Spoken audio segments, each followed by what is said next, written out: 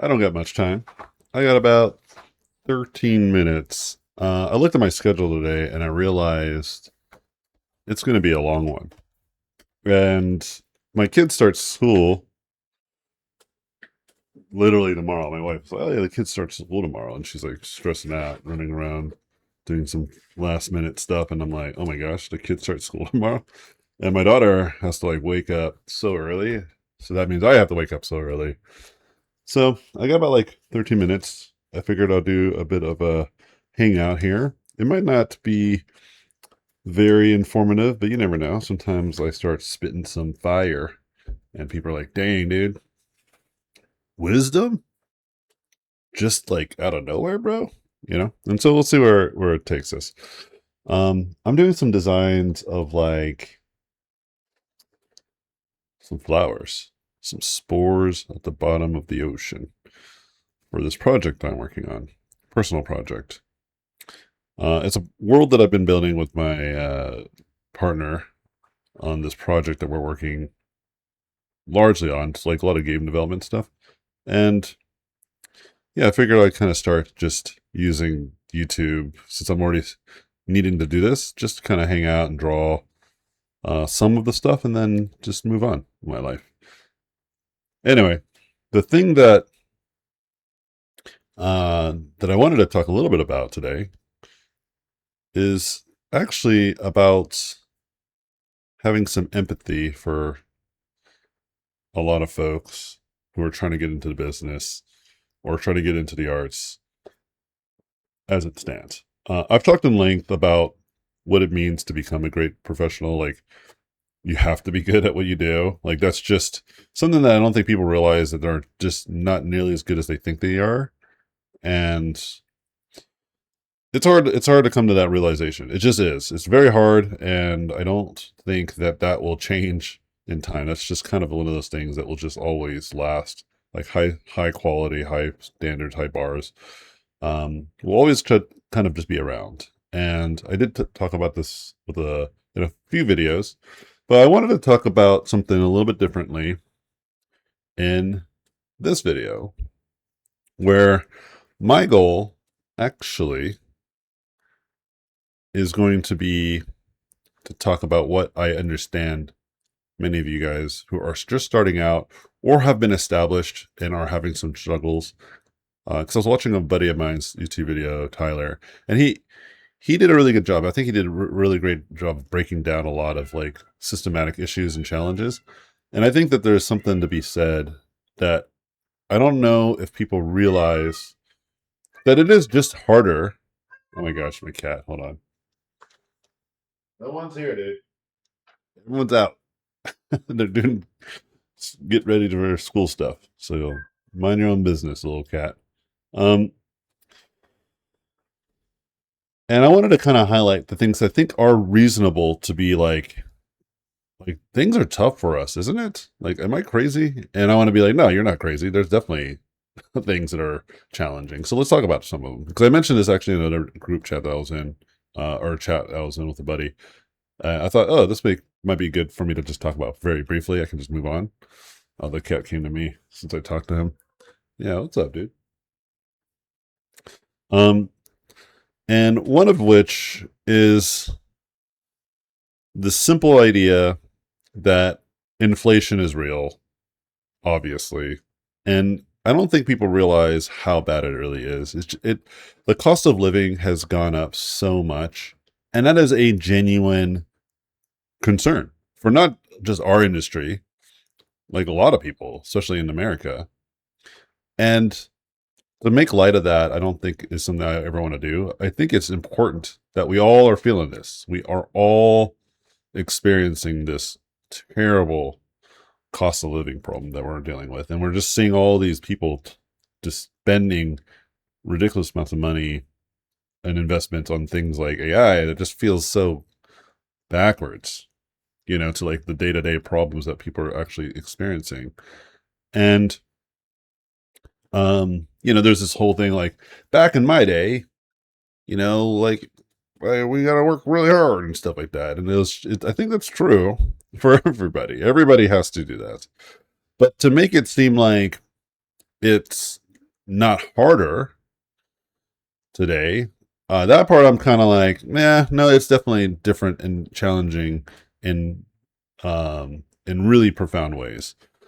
For instance, like the minimum wage hasn't really meaningful increased, just like all around the world, to be honest. And yet, the cost of living, it keeps going up.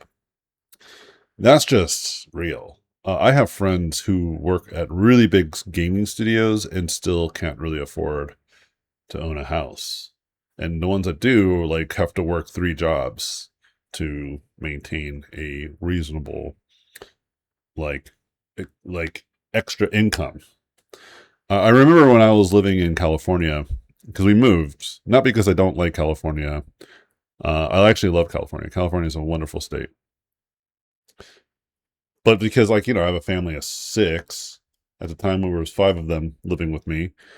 And I did the math. It was like close to like $10,000 roughly to live in Irvine, California, where, like some great studios like Blizzard are at, and you're not too far away from other companies like Riot and what have you.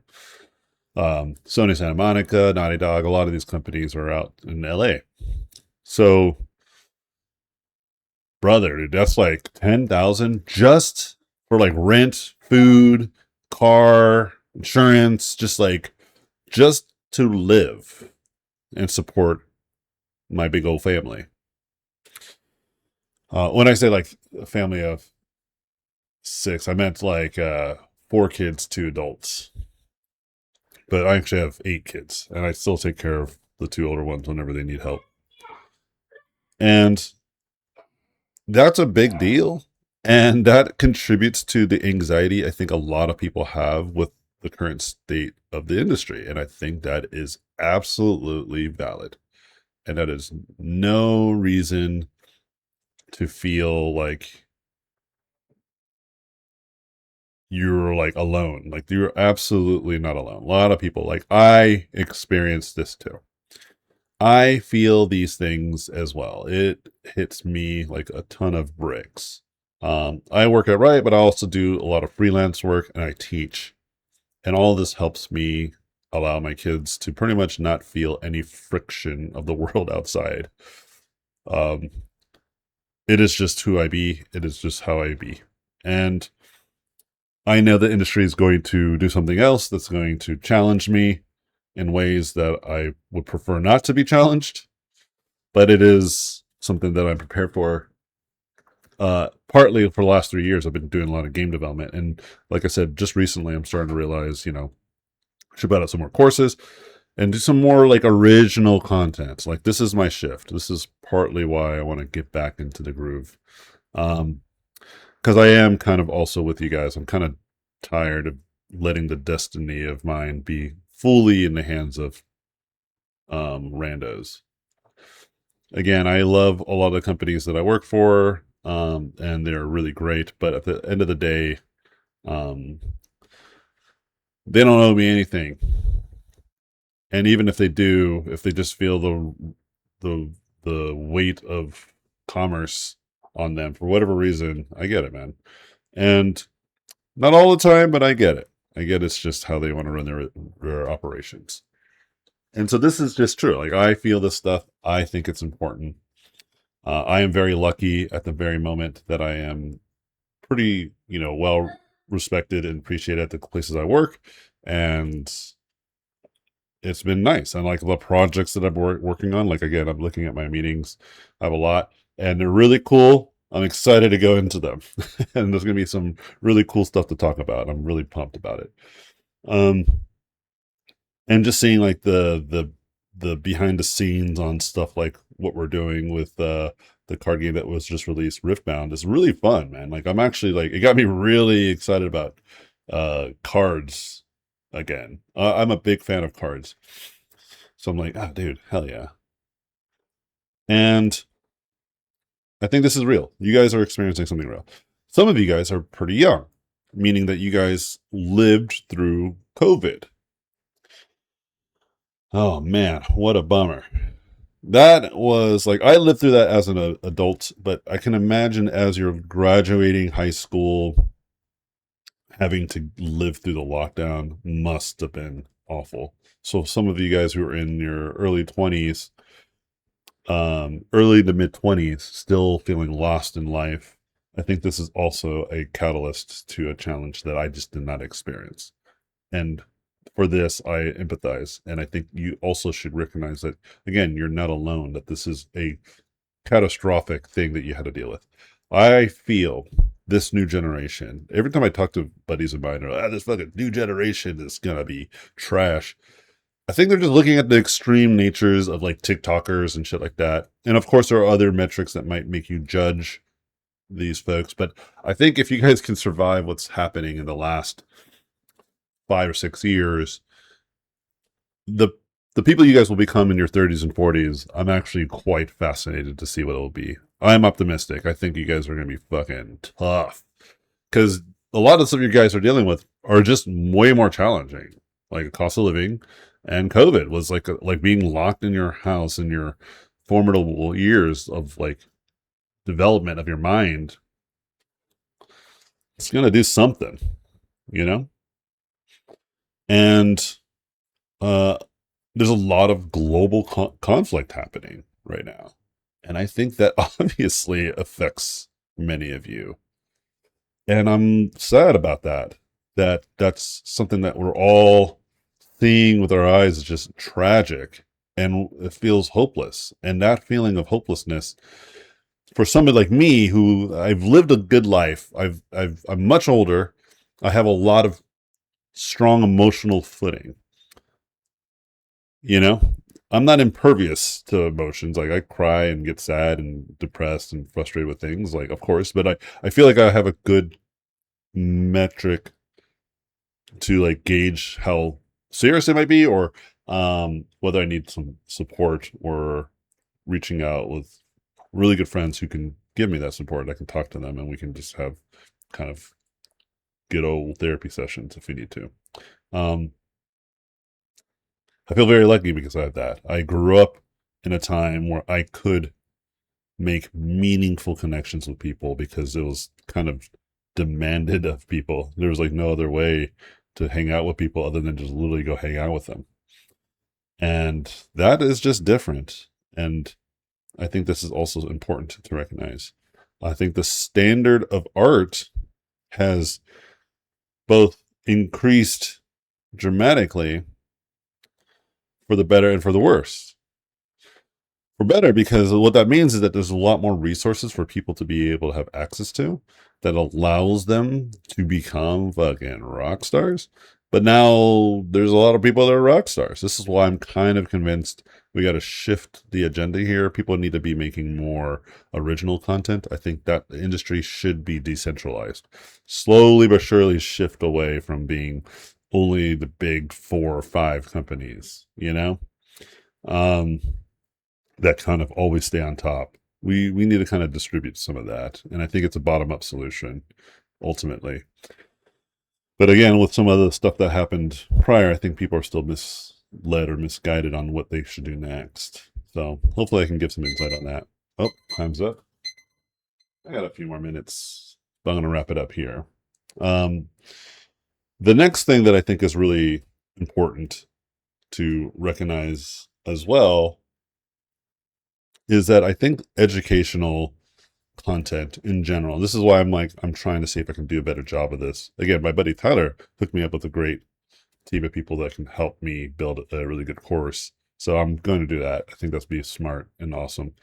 But one of the things that I will say is that it's really hard to find reliable information for you. Like I'm talking about this person who's listening. And I don't mean that like what I'm saying isn't useful or what this artist or that person, I'm saying all of it is actually incredibly useful. In fact, I think the vast majority of people who are online, a lot of them are actually giving some pretty good advice. I listen to a lot of them and I think they're like, oh my God, this is pretty good. Some of it I'm like, okay, I'm like skeptical or critical, but I'm never like, oh, you should never listen to them. I think having differences of opinions is actually a good thing. The problem I'm actually seeing is that it's not consolidated, meaning that if you wanted to become a very specific kind of artist, you can easily just fall into the algorithm and just listen to somebody who's like talking about anime, and then next day they're talking about illustration, and then another person talking about game dev, and then you're just, I want to do it all. And this, I think, actually is a problem I didn't have to deal with because there was just no meaningful way to get information at all in general. That was what was hard for us. But as a consequence, it was more consolidated because once we found it, it was like, oh yeah, concept art. And like all these people would just talk about concept art in a very specific way. And it was a very reliable lesson, like reliable instruction on how to do it. And many of them are saying the same thing, from like Scott Robertson, from the art books like Skillful Huntsman, from David Levy, like some of these classic OG concept artists, Wes Burt, the Massive Black Book. Like, you know what I mean? Like it was all kind of like this one clear message of what it means to be a great designer and concept artist if you wanted to be a concept artist. And there was very little distraction. YouTube was barely a thing when I first started going to school. There was no like art station. There was literally just conceptart.org. It was just a forum where people post concept art. It was very, very niche. And because of that, I was able to really get a breadth of information and knowledge. So I feel ya. I think it's a bit of a struggle out there. And I just wanted to make this video saying that I hear you guys loud and clear. I think it's very clearly challenging in a lot of different ways for you guys. And I think it's compounding the challenges that I also had to feel and deal with, that many of you guys are dealing with as well. And I think people that have been in the business are dealing with it, and they haven't really experienced this kind of like shift in a while, if ever. But I actually have seen this happen. Not at the scale. This is what I'm trying to make a point of. Like, there's definitely a difference here. And I think it's not because the game industry sucks or the film industry is going through it. I think because there's a lot of larger global issues that people don't want to admit, but they all have a trickling and cascading effect that's affecting not just our industry, but so many goddamn industries. I've seen like restaurants that I was going to are shutting down. My buddy went to these sketch groups at this like a popular place in California. He just told me it's shutting down. Like, it's affecting a lot of places, y'all. And I think we just gotta keep our heads up and do what we can do with the time that we have and with the effort we can put into it. And we gotta all hang in there, try to support each other. Anyway, thanks for watching, guys, and I'll see you guys later.